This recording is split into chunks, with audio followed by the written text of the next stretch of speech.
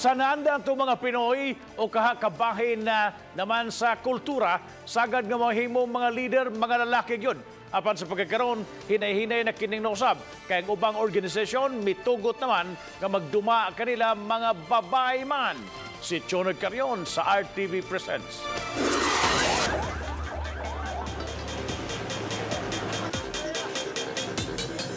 Kasagaran na itong makitaan nga makikumbati kung adunay muulbong sunog, mao ang mga lalaki.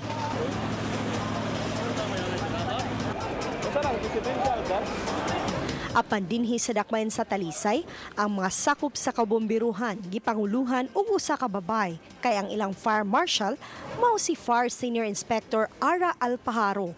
31 anyos, lumad nga taga Legazpi City, Albay. Graduate siya sa Philippine National Police Academy batch 2011. Gipili niya nga musud sa Bureau of Fire Protection kay matod niya dinhi mapaambit niya ang iyang pagserbisyo. Nainganyo ako sa trabaho sa BFP kay mo rescue tao, kanang bitaw may action man ba, and then yung fulfillment na nakita, kasi may pinakita sa mga video, ma'am, makita mo dun yung bit-bit ng bumbero yung bata, yung parang during alarm they can save lives. Daghan ang nagduda kaniya sa iyang karera, apan giisip niya kining dakong hagit. Natural man good, ma'am, na pagkagipangutanak ka, ay bumbero di ay kanya, babae pa jud, happy pa jud. Mga inganang ano ba comment. So sa akin naman as a fire marshal, nandun yung doubt ng tao. Can you handle ka ng mga personnel na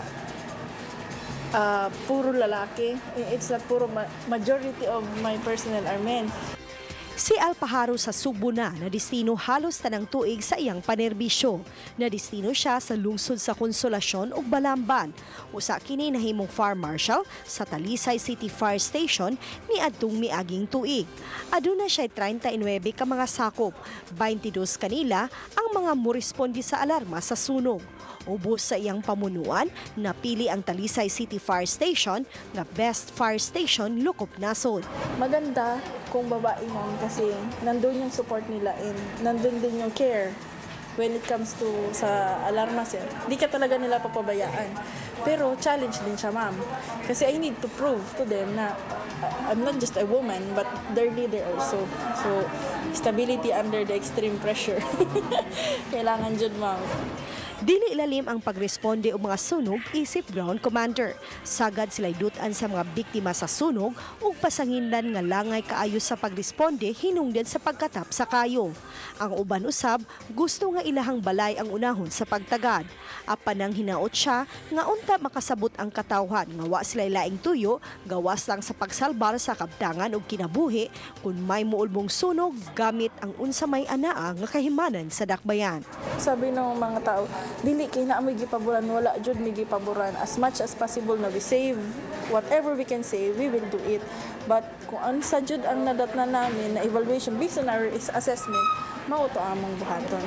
Dili babag ang gender sa pagkabut sa pangandoy sa kababayenan nga mamahimong usa ka leader. Ang usa sa importante nga mamahimong responsable ug adunay katakos nga mamahimong usa ka leader. Laing hiya sa maayong gawi nga magamit niya sa pakig-relate o pagduma sa iyang mga ginsakpan. Ako si Karon o kini ang akong short dokyo.